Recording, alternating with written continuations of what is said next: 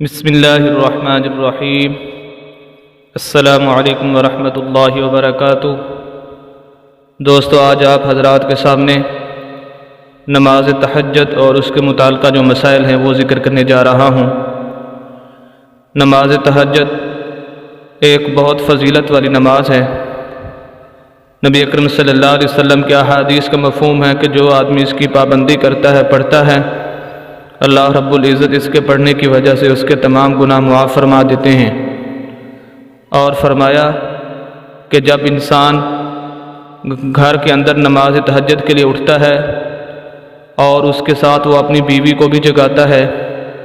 تو وہ دونوں اٹھ کر اللہ کے سامنے عبادت کرتے ہیں، نماز پڑھتے ہیں، تو ان کی اس نماز کی وجہ سے اللہ رب العزت دونوں کے گناہوں کو معاف فرما دیتے ہیں۔ فرض نمازوں کے بعد سب سے فضیلت والی نماز نماز تہجد ہے۔ تمام نوافلوں میں سے سب سے افضل نفل نماز تہجد کے ہیں، تو یہ بہت فضیلت والی نماز ہے۔ اس کی نیت کا طریقہ یہ ہے، 2 رکعت نماز صلاۃ التہجد یا نماز تہجد یہ کہہ کر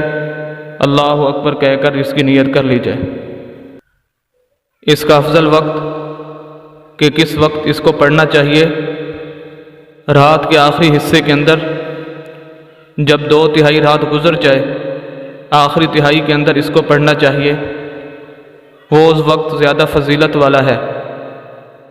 اس کے علاوہ بھی رات کے جس حصے میں چاہیں آپ پڑھ سکتے ہیں۔ ایک ذہن میں بات یہ یاد رکھیں کہ تہجد کے لیے ضروری نہیں ہے کہ آپ سو کر اٹھیں تو تب ہی تہجد پڑھ سکتے ہیں۔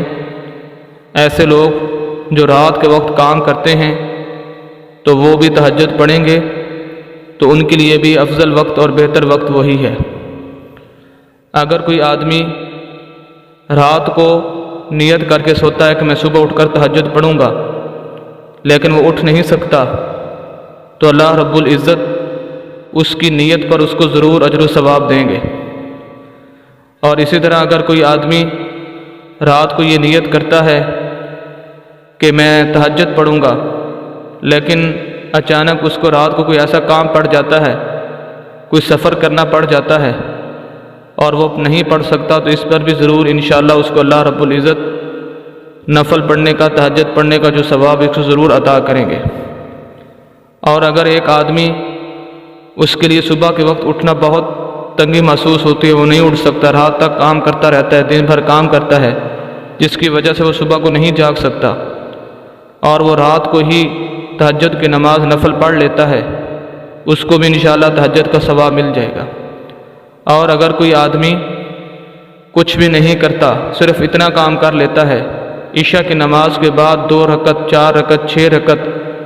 جتنی اس کے دل کے اندر ہے اتنی رکعتیں نماز پڑھ لیتا ہے، نفل پڑھ لیتا ہے، اور ارادہ یہی کرتا ہے کہ میں صبح کے وقت نہیں پڑھ سکتا، یا اللہ میں اسی وقت پڑھ رہا ہوں، اس کو بھی انشاءاللہ ضرور تہجد کا ثواب مل جائے گا۔ اور ایک بات یہ ہے کہ اس کی تعداد کتنی ہے، کتنی رکعتیں پڑھنی چاہیے؟ کم از کم اس کی 2 رکعتیں ہیں، اور زیادہ سے زیادہ جتنی آپ چاہیں پڑھ سکتے ہیں، کیونکہ یہ نفل ہیں اور نفل کے اندر کوئی تعداد مخصوص نہیں ہے۔ نبی اکرم صلی اللہ علیہ وسلم کا جو ہمیشہ عمل رہا ہے وہ تقریباً 8 رکعتیں احادیث مبارکہ کے اندر منقول ہیں کہ نبی اکرم صلی اللہ علیہ وسلم 8 رکعتیں تہجد کی پڑھتے تھے۔ بعض احادیث کے اندر 11 کا بھی ذکر ملتا ہے۔ اس کا مطلب یہ ہے کہ آپ صلی اللہ علیہ وسلم 8 رکعتیں تہجد کی ادا فرماتے تھے اور 3 رکعتیں وتر پڑھتے تھے۔ اسی لیے کہ نبی اکرم صلی اللہ علیہ وسلم نے فرمایا، بہتر یہ ہے کہ تم رات کی آخری نماز وتر بناؤ۔ جو آدمی نماز تہجد کی پابندی کرتے ہیں ان کے لیے بہتر اور افضل یہ ہے کہ وہ اپنے نماز وتر جو نماز تہجد ہے وہ ادا کرنے کے بعد ادا کریں، عشاء کی نماز کے ساتھ ادا نہ کریں، یہ بہتر ہے۔ لیکن اگر کسی کو ڈر اور خوف ہو کہ میری وہ نماز تہجد کے لیے میں نہیں اٹھ سکوں گا، تو اس پر نماز وتر کو نہ چھوڑے، بلکہ وہ نماز وتر عشاء کے ساتھ ہی پڑھ لے۔ اس کا طریقہ وہی ہے جو عام نمازوں کا ہے، نفل نمازوں کا ہے، 2 رکعت کر کے اس کی نیت کر کے نماز پڑھے، اور کوئی مخصوص طریقہ نہیں ہے، کوئی مخصوص صورتیں نہیں ہیں کہ وہی صورتیں پڑھی جائیں گی تو تب نماز تہجد ادا ہوگی ورنہ نہیں ہوگی، بلکہ عام نفل نمازوں والا جو طریقہ ہے وہی اس کا طریقہ ہے۔ اور اسی طرح نبی اکرم صلی اللہ علیہ وسلم نے فرمایا کہ نماز تہجد کے بعد اللہ رب العزت ضرور دعا قبول فرماتے ہیں،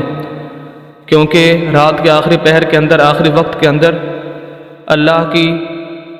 مہربانی آسمان دنیا پر آ جاتی ہے، اور اللہ رب العزت اعلان فرماتے ہیں کوئی مجھ سے مانگنے والا میں اس کو عطا کروں، ہے کوئی مجھ سے بخشش مانگنے والا میں اس کو بخش دوں، ہے کوئی مجھ سے سوال کرنے والا میں اس کے سوال کو پورا کر دوں۔ تو اللہ رب العزت کی رحمت ندا دے رہی ہوتی ہے، آوازیں دے رہی ہوتی ہے، تو اس وقت جو بھی دعا کی جائے وہ انشاءاللہ اللہ رب العزت ضرور قبول فرماتے ہیں، اس لیے اس کا اہتمام کرنا چاہیے۔